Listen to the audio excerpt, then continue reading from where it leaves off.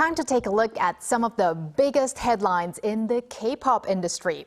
From the Grammy Awards newly introduced Best Asian Pop Music Performance category to the Korean government's new support program for small and mid-sized entertainment agencies.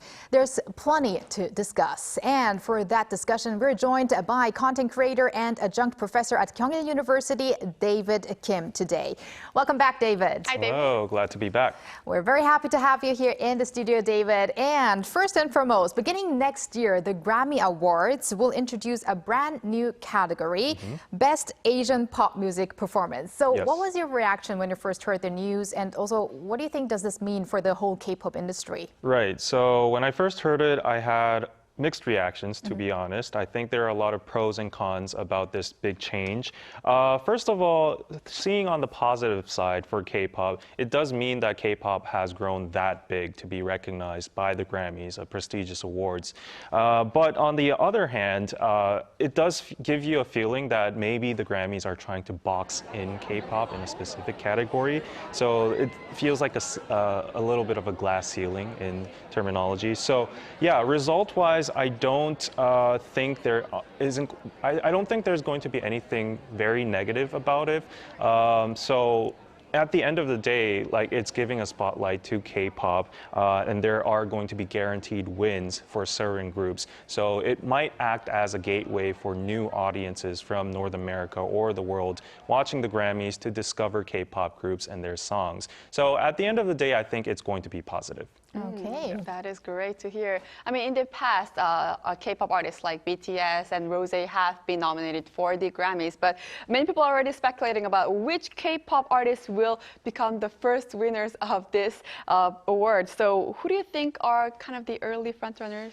So that's a very tough question. To be totally honest, I think it's too early to tell. I'm very unsure about it. And the reasoning behind that is because if you look at the rules of this new category, there are some crucial rules. First off, we have it must feature meaningful use of an Asian language, no minimal ad-libs, no isolated English-only lyrics. And also there's another rule saying that it must originate from or be widely recognized from an Asian market. So if you look at these two rules and apply it to the big groups out there right now, for example, BTS and their Arirang album and their new songs, mostly composed of English lyrics. So the category is a little bit ambiguous over here. And also if you apply it to other groups such as Stray Kids, ATEEZ, ENHYPEN, aespa, IVE, which I all think that have a big shot at this category. Most of their songs nowadays are composed of 80% English lyrics as well. So where do we put the standards here? So I don't know what the results are going to be until we actually see the results of the nominations. But my personal choice would be CORTIS, because I feel like if you look at their musical quality, quantity, and also their lyrics as well, it's very Korean. So they fall into all of these standards and categories. So yeah, CORTIS might have a good shot. Okay. I mean, it's very interesting that you mentioned the lyrics part, because BTS was actually famous for having almost 100% Korean lyrics. And then we see more and more English lyrics in many of these K-pop groups.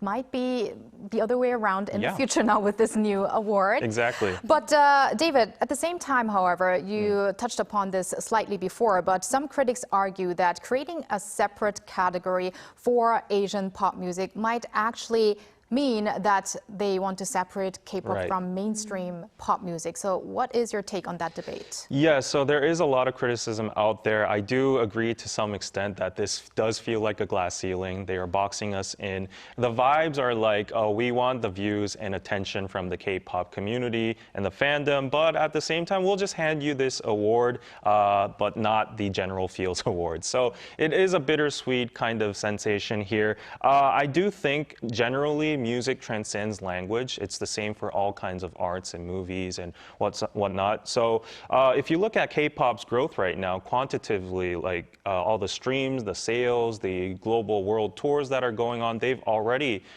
been on par with like mainstream Western music as well. So I don't think it disqualifies K-pop from the general field. So yes, if you look at this Asian pop category, I think it's a valid concern or criticism that some people even take take it to the extent of being racist.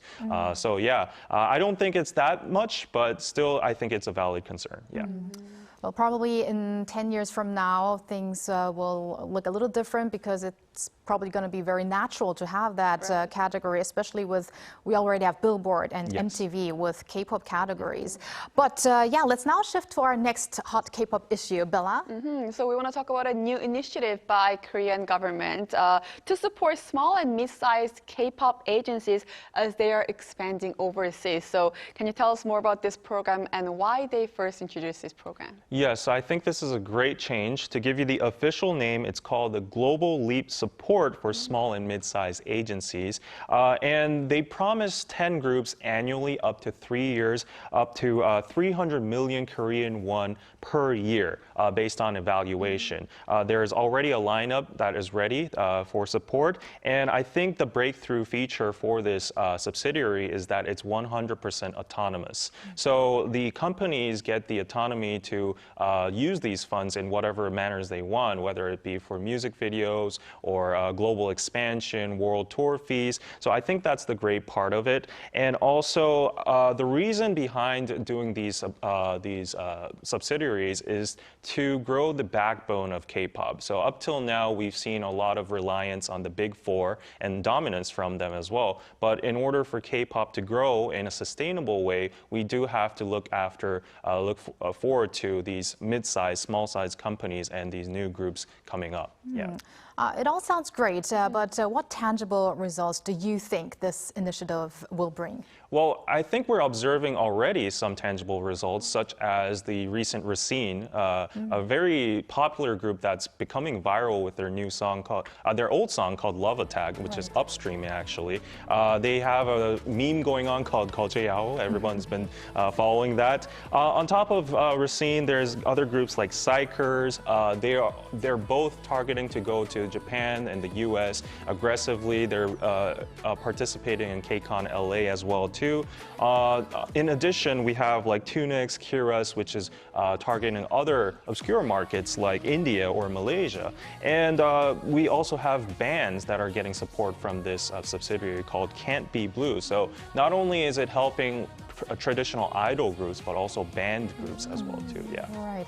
Now, coincidentally, I actually am going to host a showcase for a K-pop group that just debuted in May, and the leader of that group, as far as I know, is actually also the CEO of the company. Oh, wow.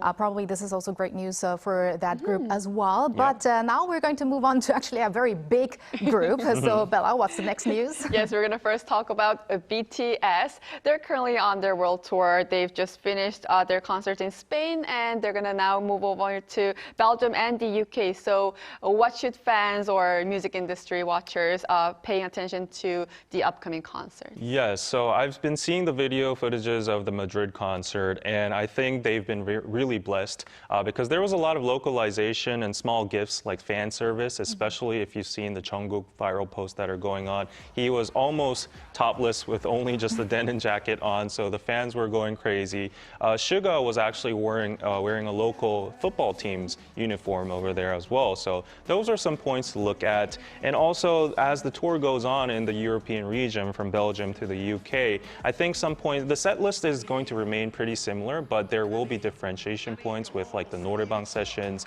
In Madrid, for example, there was Microcosmos, which made a lot of people tear up. So we'll have to look out for those little details, the fun points of it. And European Army in general is known to be very wild, so the energy is going to be unmatched. One thing I do want to point out is that recently in Europe, there have been massive heat waves. So in concern of that, the members and fans, they should be very in care for like dehydration or heat stroke issues.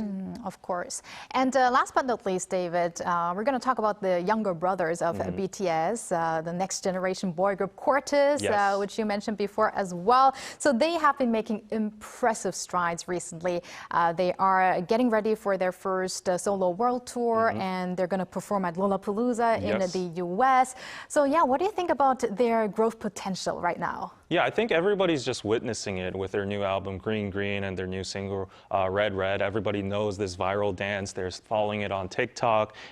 They've been doing activities at Gwanghwamun Square for the World Cup opening ceremonies. Very impressive. So they're definitely getting the spotlight. As you mentioned, they're going on a world tour, Lollapalooza. So this is very unprecedented for any rookie group out there in K-pop history. So recently, I've actually looked into fan communities, and a lot of fans are complaining because the Big Hit Music has just reserved a small venue.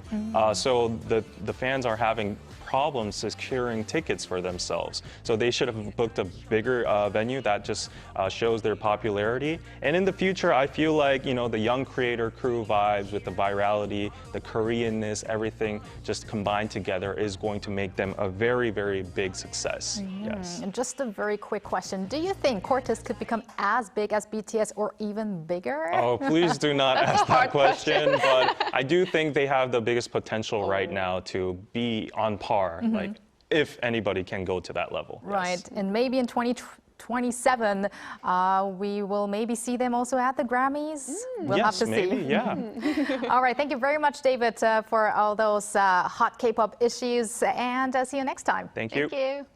And thank you, Bella, as always. We're going to have you right here tomorrow. Yes, I'll see you tomorrow.